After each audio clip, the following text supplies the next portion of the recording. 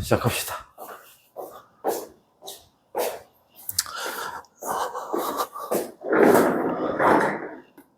베이진이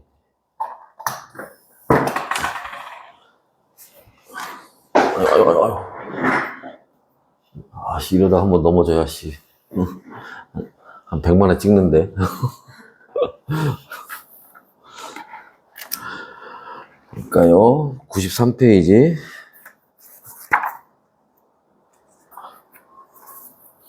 오늘 수업하면 요 2단원이 끝날 거예요.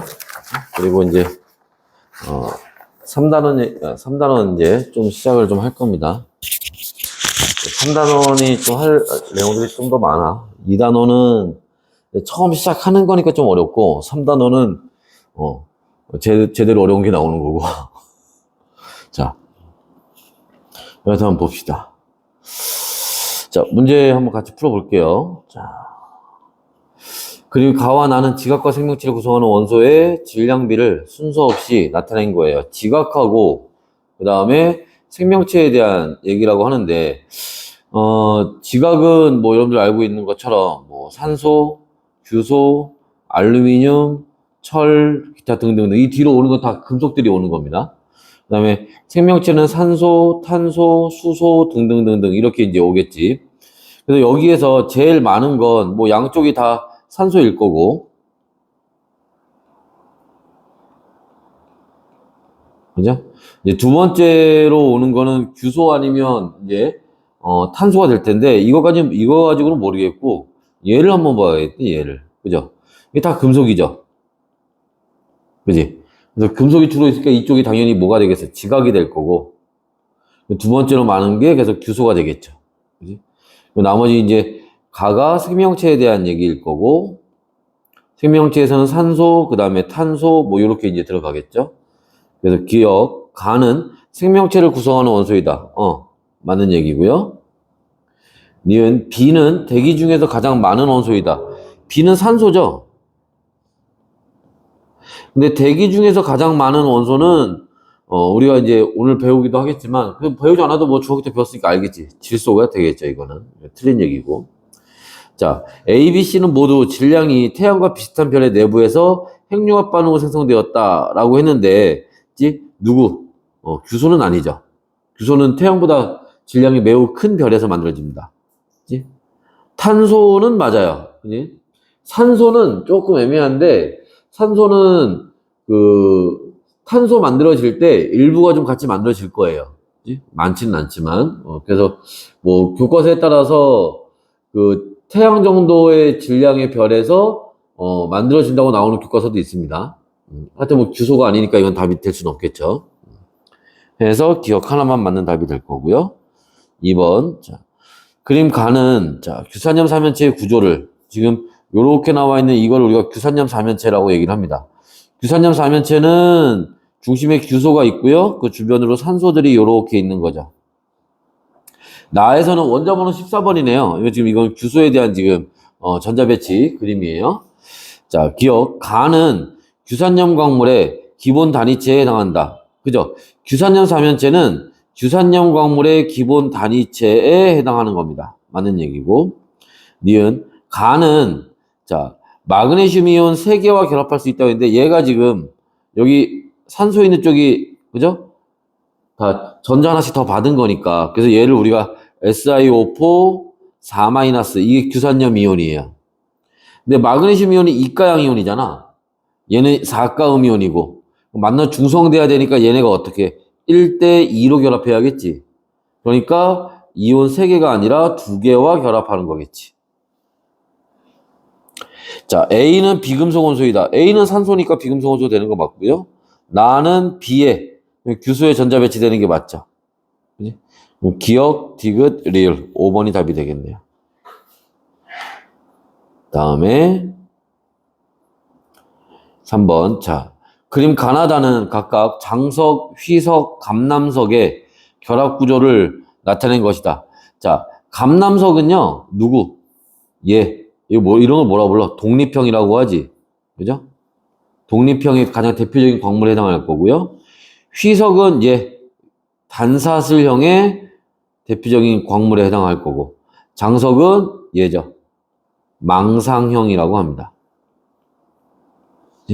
자, 이 망상형의 사실 가장 대표적인 거는 장석보다는 석영이 좀 더 대표적이긴 한데, 이렇게 장석으로 문제 나오는 경우도 있으니까 알아두시기 바래요. 자, 해서 보시면 되고. 선생님 계속 이제 지난번에 우리 수업할 때부터 망상형 얘기하면 보통 석영 얘기를 많이 하고 장석이라는 것도 있으니까 알아둬라 요 정도 수준으로만 얘기를 했었는데 왜 그랬냐면 석영은 거의 대부분 이제 규소하고 산소로만 되어 있어요. 근데 장석의 경우에는 불순물이 끼어 들어가는 경우가 종종 있어요. 그래서 장석은 뭐 연한 보라색이나 이렇게 색깔 띠는 경우들이 있습니다. 불순물이 들어가서. 그래서 내 개인적인 생각으로는 망상형 하면 석영이 더 대표적이지 않을까 싶은데 뭐 이렇게 뭐 문제 장석으로 나온다고 해서 그게 뭐 틀린 건 아니니까 잘 알아두시면 되고. 자, 가에서 A와 B는 이온 결합, 여기 A하고 B도 있네. A가 뭐가 되겠어? 이게 산소고, 요 B가 규소가 되겠죠? 그림 보시면 가운데 규소를 중심으로 해서, 그림 자세히 보니까 이게 이렇게 입체로 좀 되어 있는 거네. 그죠? 그래서 산소 4개가 이렇게 주변에 둘러싸서 결합을 하고 있는 겁니다. 그치? 자, 그랬을 때, 자, A와 B는 이온 결합이 아니죠? 공유 결합을 하는 겁니다. 결과적으로 아까 우리 잠깐 봤지만 얘가 SiO4 4- 이온이 되는 건 맞지만 그 안에서 규소와 산소끼리는 공유 결합을 하고 있는 거예요. 그치? 기본 단위체 간에 공유하는 자 원자의 수. 자 얘네들 간에 공유하는 원자 이거 누구 이때 원자는 누구 얘기하는 거야? 산소죠, 그렇지? 이 규산염 사면체들이 산소를 공유하면서 결합하는 거죠. 그지? 자, 얘네는 어떻게 돼요? 요렇게 갈수록, 그지? 그래서 뭐 독립형, 단사슬, 복사슬, 판상형 뭐 이렇게 가면서 뭐는 공유하는 산소의 개수는 점점 증가하는 거죠. 결합을 점점 하는 거니까. 그래서 다가 더 많아요. 틀렸죠? 자, 가나다 중 밝은 색을 띠는 광물은 하고 물어보겠습니다. 참고로 얘기하면 요렇게 오른쪽으로 갈수록 색이 더 밝은 색이 돼요.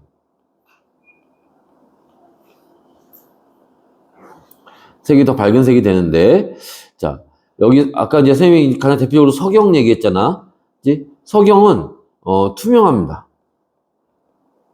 그치? 석영은 투명해요. 그치? 그래서 석영이 뭐냐면 쉽게 해서 모래 만든 모래. 그 모래에서 뽑아서 만든 게 유리야. 그 다음에 여기 지금 나와 있지는 않지만 우리가 색깔을 다 외우고 있을 필요는 없는데 요 사이에 사실은 이제 뭐가 들어가요? 복사슬형도 있고 판상형도 있죠. 이 판상형의 가장 대표적인 게 뭐예요? 흑은모. 이름이 괜히 흑은모는 아니겠지. 그죠? 해서 얘는 색깔이 검은색이에요. 그치? 그래서 우리가 다른 애들 색깔까지는 모르더라도 그치? 흑은모하고 석영 정도는 알고 있는 게 좋을 것 같아요. 자, 그래서 밝은 색을 띠는 광물은 다가 되는 게 맞아요. 그래서 디귿만 맞는 답이 되겠네. 자, 다음에 4번. 표는 규산염 광물 A와 B의 특징을 나타내자. A와 B는 석영과 감남석 중 하나이다.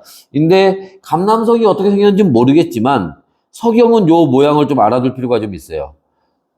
얘가 지금 석영입니다. B가.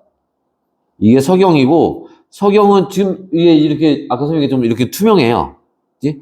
그리고 보통 우리가 석영의 모양을 얘기할 때 육각기둥이라고 많이 얘기를 합니다. 그래서 이게 뭐 대략 육각기둥처럼 보이지? 이런 육각기둥 형태로 생긴 게 석영이에요. 이거 하나만 알고 있으면 나머지는 당연히 뭐가 되겠어? 감남석이 되겠지. 그죠? 자, 해서 보시면 되고. 그래서 감남석은 뭐에? 독립형에. 자, 석영은 망상형의 대표적인 광물들이 되겠죠. 그럼 기억, A는 망상 구조를 갖는다. 아니죠. 망상 구조는 B가 갖는 거예요. A와 B는 모두 특정한 방향으로 쪼개지는 특징이 있다. 아니죠. 지난번에 설명했지만 독립형, 단사슬, 복사슬, 판상형, 망상형 이렇게 볼 때 양 사이드에 있는 애들이 깨짐. 요 사이에 있는 애들이 쪼개짐. 이런 이제 특징을 가지고 있는 거예요. 그래서 이 B, 망상형은 깨집니다. 깨짐. 그래서 쪼개지는 특성이 B는 아니에요.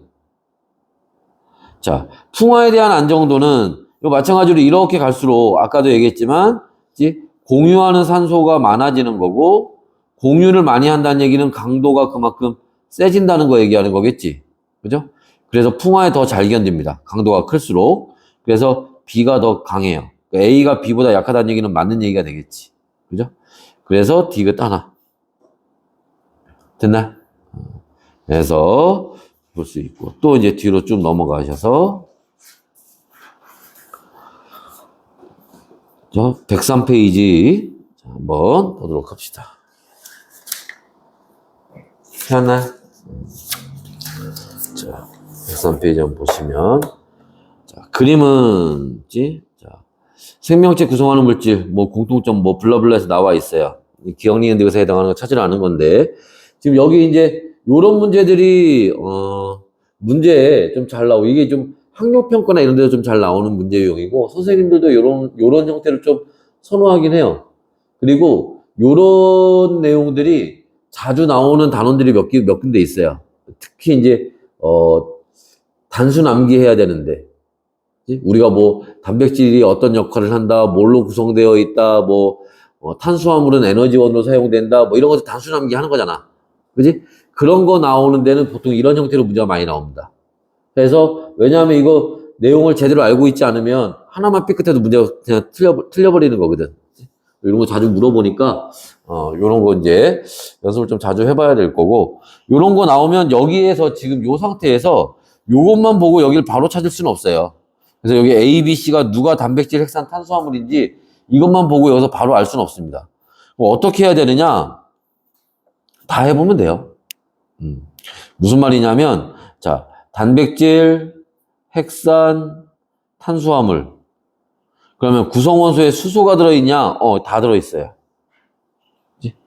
우리 몸을 구성하는 물질들 중에 웬만하면 그 무기염류 빼고는 심지어 물에도 수소가 있잖아. 무기염류 빼고는 웬만하면 다 수소가 들어있습니다. 기본 단위체가 아미노산인 건 단백질 얘기죠. 나머지는 아닙니다. 에너지원으로 이용되는 거는 일단 우리 몸에서 주된 에너지원은 탄수화물이에요. 핵산은 아니고요. 단백질은 일부가 사용이 됩니다. 그치? 단백질은 주로 우리 몸을 구성하는 데 이용이 되지만 에너지원으로도 이용이 될 수가 있어요. 자, 그렇게 놓고 보면 자, 볼까요? 자, 여기 디귿 있죠, 디귿.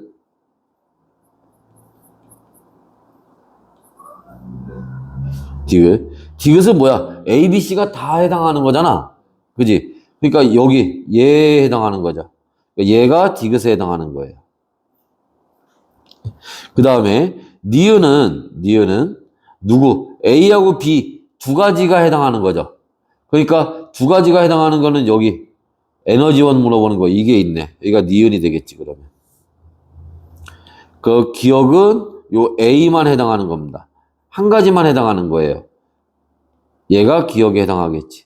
그러니까 A가 단백질이라는 걸 알 수 있어요. 그리고 B가 탄수화물이고 C가 핵산이라는 걸 알 수가 있습니다. 됐나요? 그래서 이렇게 찾아놓고 그 다음 밑에 이제 보기를 한번 보면 자, 니은은 에너지원으로 사용된다. 두 개가 결치는 거니까 맞는 얘기죠. A는 기본 단위체의 배열 순서에 따라 다양한 유전 정보를 저장한다. A가 뭐야? 단백질이지. 자, 근데 기본 단위체의 배열 순서, 단백질도 아미노산의 배열 순서에 영향을 받아요. 하지만 다양한 유전 정보를 저장하는 건 이건 누구에 대한 얘기? 핵산에 대한 얘기죠. 그지? 그러니까 뭐가? A가 아니라 C에 대한 얘기가 되겠지. 그 다음에 B의 종류에는 뒤에 B가 DNA와 RNA가 있는 거 이것도 핵산 얘기잖아. 핵산은 C라며. 여기 틀렸네. 기억만 맞는 얘기가 되겠네. 됐어요? 다음에 2번. 자, 그림은 단백질 X의 형성 과정을 나타낸 것이다. X는 180개의 기본 단위체로 이루어져 있다. 자, 그래서 아미노산과 아미노산이 이제 결합을 합니다. 이때 하는 결합이 무슨 결합이야? 펩타이드 결합이라고 하는 거예요.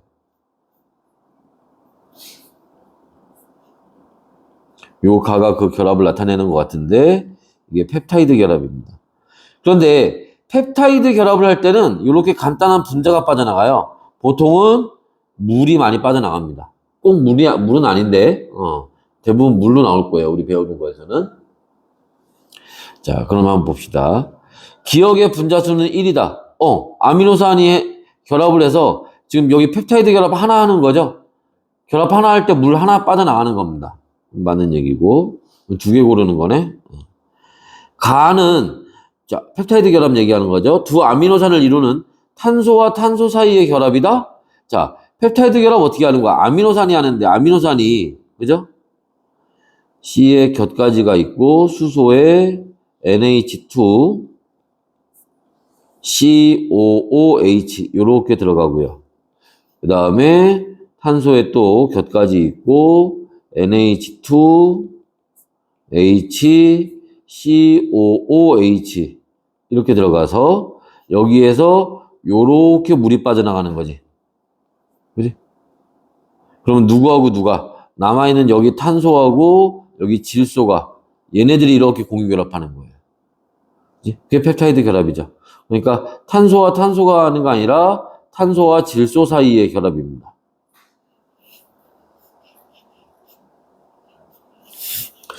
자, X에서 펩타이드 결합의 개수는 180개. 얘들아, 여기 요렇게 결합을 했더니 아미노산 2개 결합을 했더니 펩타이드 결합 몇 개 생겼어? 1개 생겼지?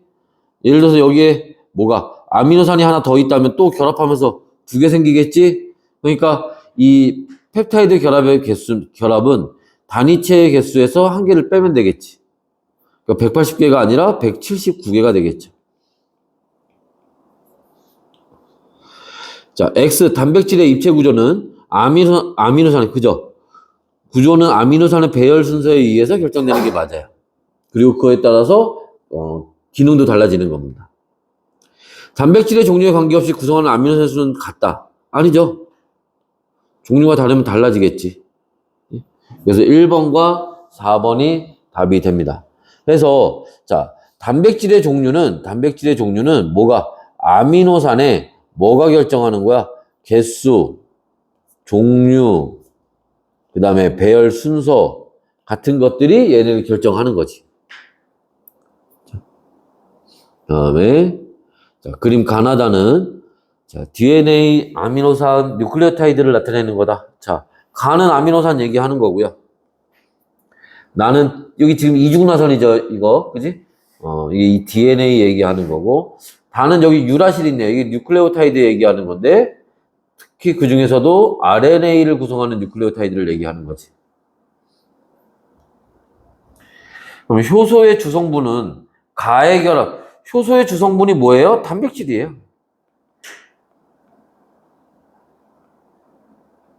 단백질은 뭐 효소, 항체, 그 다음에 호르몬 이런 것들의 주성분이라고 주로 이제 문제 나옵니다. 그래서 가의 결합, 아미노산의 결합으로 만들어지는 게 맞는 얘기고, 나의 기억에 유전 정보가 저장되어 있다. 아니죠. 골격이잖아. 자, 봅시다. 우리가 DNA는 인산, 당, 염기. 인산, 당, 염기. 이쪽에 반대쪽에도 염기가 있고 당이 있고 인산. 요렇게 당, 요렇게 가서 얘네들이 결합을 요렇게 하는 거지. 그때 어디가?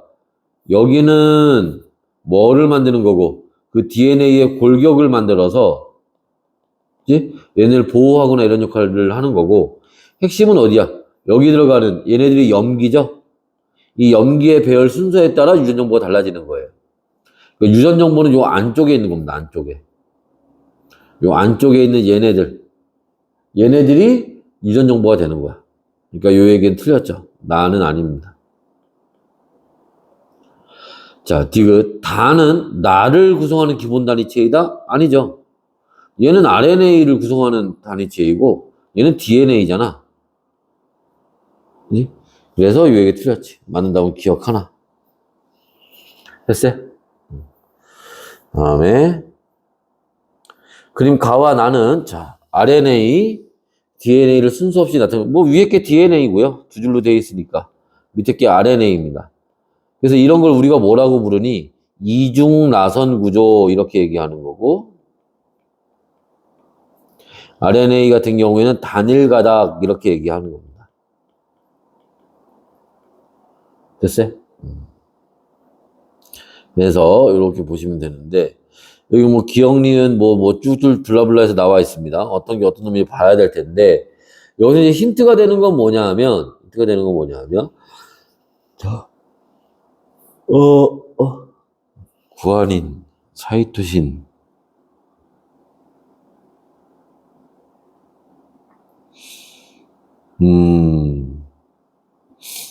여기 구아닌하고 사이토신이 이렇게 나와 있고 그치?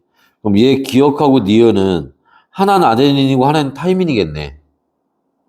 여기 보니까 요 디귿이 그죠?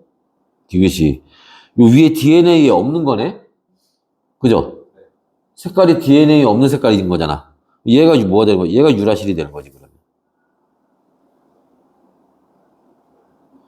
그럼 여기 니은이 뭐가 되는 거고, 이게 아데닌이 되는 거고, 그럼 여기가 아데닌이면 여기는 타이민이 되겠지.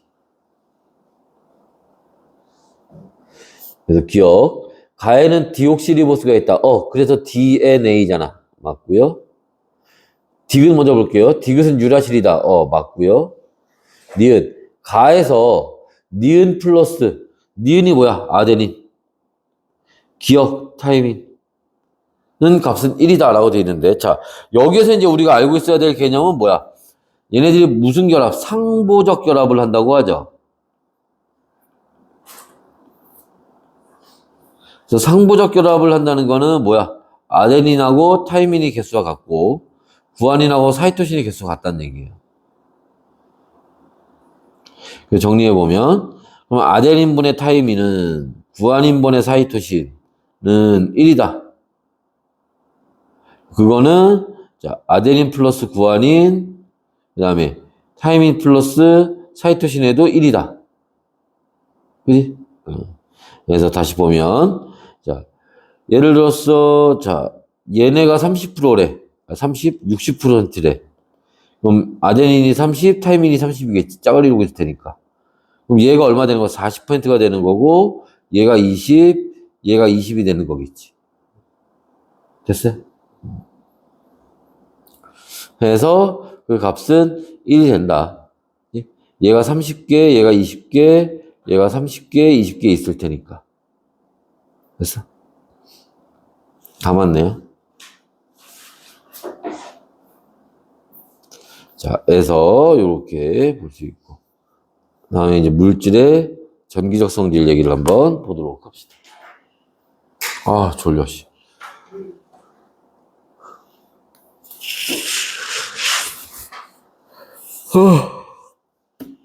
자, 너 힘내서 한번 봅시다. 물질의 전기적 성질. 여기서는 이제 어떤 내용을 좀 볼 거냐면은 반도체 얘기를 좀 보도록 할 겁니다. 그럼 그 반도체가 뭔지를 좀 먼저 봐야겠지. 자, 여기에 이제 지금 여기 나와 있진 않지만 요새 지금 선생님이 설명하는 건 여기 교재는 없어요. 그리고 그렇게는 요새 문제 많이 나오진 않아. 근데 이제 개념 이해를 위해서 설명하는 거니까.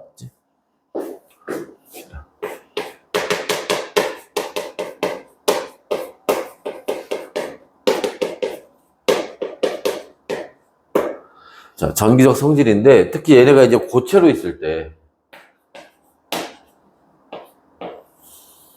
고체로 있으면 원자 핵이 있고 그 주변에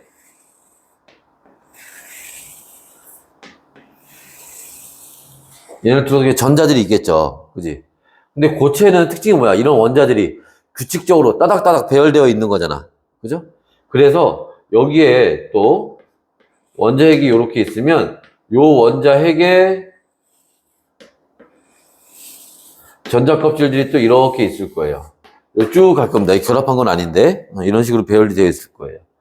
그래서 얘네들을 우리가 어디만 요렇게만 잘라서 보자는 거야.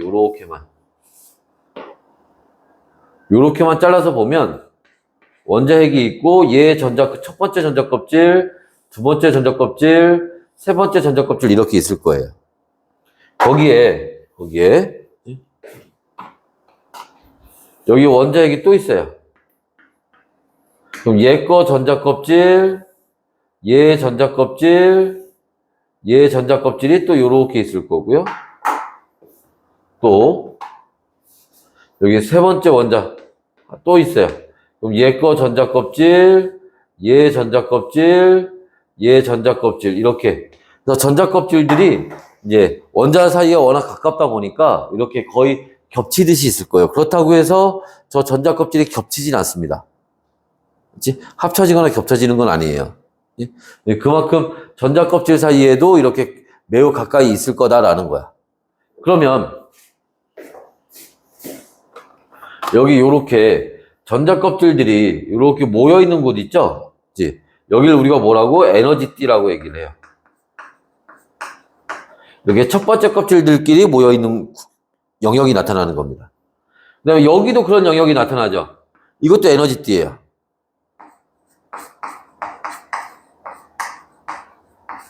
그리고 요 사이에 전자껍질과 전자껍질 사이에 전자가 있을 수 없는 곳이 있죠. 그지? 전자는 전자껍질에만 있어야 되는 거니까. 그지? 그래서 전자가 존재할 수 없는 에너지 띠 간격이 있습니다. 띠와 띠 사이에 떨어진 간격이 있어요. 여기에는 좀 전에 얘기했던 것처럼 전자가 있을 수가 없어요. 여기까지 이해됐니? 자, 그래서 요렇게 하다 보면 제일 바깥쪽에 있는 에너지띠가 있을 거예요. 이걸 다른 말로 우리가 원자가띠라고 합니다. 가장 바깥쪽에 있는 전자껍질이에요. 자, 그리고 그 위에 뭐가 있냐? 여기에 전도띠라는 게 있습니다. 그래서 우리가 금속 결합할 때 어떻게 했어? 전자가 원자 밖으로 나가서 돌아다닌다 그랬잖아. 여기 있던 전자가 요렇게 전도띠로 가서 여기에서 전자가 돌아다니는 거야. 이때 요 돌아다니는 전자를 우리가 자유전자라고 얘기를 하는 겁니다. 여기까지 이해됐니? 요 안에 전자 껍질에 있는 전자들을 우리가 속박된 전자라고 얘기를 해요. 속박된 전자라고 해서 이 전자 껍질에 있는 애들을 얘기를 하는 겁니다. 얘는 요 원자에 속박되어 있는 전자들이에요. 근데 그 원자에서 빠져나와서 이런 원자들 사이를 돌아다니는 전자들이 있어요. 그걸 우리가 뭐라고? 자유전자라고 얘기를 하는 거야. 됐어요? 전도띠로 이동한 전자들이 되겠지. 자, 그래서 이게 그래서 어땠다는 거냐? 우리가 전기사성질을 물질에 따라서 보면 도체라는 게 있고요. 교재 나오는 거대로 보면 교재 부도체가 먼저 나와 있나? 부도체가 있고요.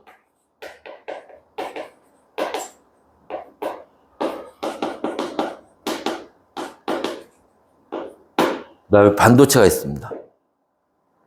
얘네는 무슨 차이가 있는 거냐? 자, 여기 에너지띠가 이렇게 있어요. 원자가띠입니다. 원자가띠.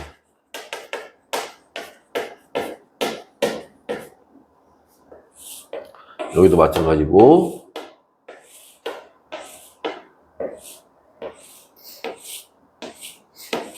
이렇게 되어 있을 때, 자, 도체는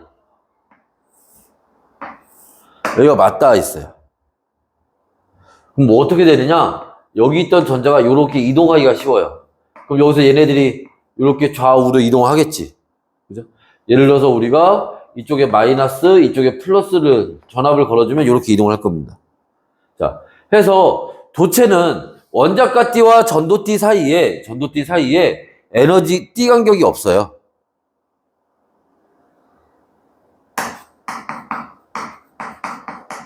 그래서 전류가 잘 흘러요. 이걸 다른 말로 원자가띠에서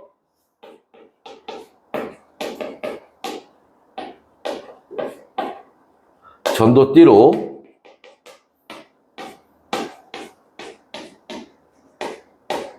전자가 이동할 수 있다. 잘 이동한다라는 겁니다. 자, 반면에 부도체는 요 간격이 좀 넓어요. 그럼 여기 있던 전자가 여기까지 갈 수가 없어요. 간격이 넓어서. 그래서 이때는 전류가 흐르지 않습니다. 반면에 자, 반도체는 요 간격이 좀 애매하게 있는 거야. 딱 붙어 있지도 않고 또 되게 멀리 떨어져 있는 것도 아니에요. 그래서 조건에 따라서 전자가 이렇게 이동할 수 있어요. 그래서 얘는 어디에서 아무 때나가 아니라 특정 조건에서 전류가 흐를 수 있다는 거야. 됐어?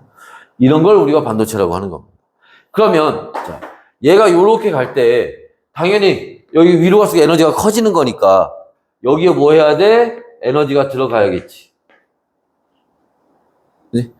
그래서 에너지를 넣어서 얘를 이렇게 전도띠로 이동시킬 수 있다.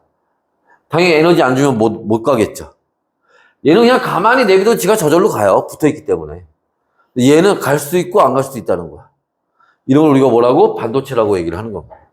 그래서 자, 반도체가 있다. 자, 이런 반도체는 어디에? 자유전자가 많아서 전류가 잘 흐르고 전기 전도성이 좋고 금, 은, 철, 구리, 알루미늄 같은 것들이 여기에 해당을 합니다. 반면에 부도체는 자유전자가 거의 없어서 전류가 흐르지 않는 놈이에요. 그래서 우리가 저희나 좀 고무, 유리 뭐 등등등 해서 특히 전기 부품을 만들거나 이럴 때는 이런 그 부도체를 많이 이용을 하자. 됐어? 자, 그 다음에 반도체입니다. 반도체는 아까 앞에서 얘기했지만 이렇게 전자가 올라갈 수도 있고 올라가지 않을 수도 있어요. 자, 이때 에너지를 받는데 이 에너지를 뭐로 받니? 예를 들어서 이걸 빛으로 받았어. 빛 에너지가 들어오면 이렇게 전자가 튀어 올라가요. 전류가 흘러요. 이게 뭐야? 그게 태양광 발전이야. 여러분 그 깊게 잡으면은 그 태양광 충전판 뭐 이래가지고 이렇게 시커먼 거 붙어 있는 거 좀 보죠. 그 시커먼 게 바로 이런 이제 원리를 이용을 하는 겁니다. 됐어요? 자, 그래서 이런 애들이 있다. 자, 그리고 이제 도체와 부도체에서 전자의 움직임은 뭐 지금 보는 것처럼 자, 도체에서는 자유전자가 어디 플러스 극방향으로 이동해서 전류가 흐르게 됩니다. 전류가 흐른다는 거는 이런 전기띤 입자들이 일정한 방향으로 이동하는 걸 얘기를 하는 거야. 반면에 부도체에서는 이 전자들이 대부분 뭐 되어 있어요? 속박되어 있죠? 그지? 그러다 보니 얘네들이 거의 이동하지 않아요. 전류가 흐르지 않는 겁니다. 됐어요? 자, 그래서 이런 내용들이 이제 다뤄지고 있죠. 자, 그럼 이런 반도체들이 이제 어떤 전기적 성질을 갖고 있는지 한번 보도록 할 건데, 자, 이런 반도체를 만드는 거에 이제 가장 대표적인 경우가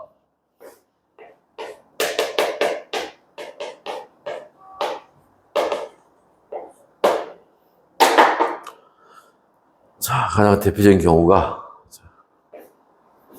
잠깐만.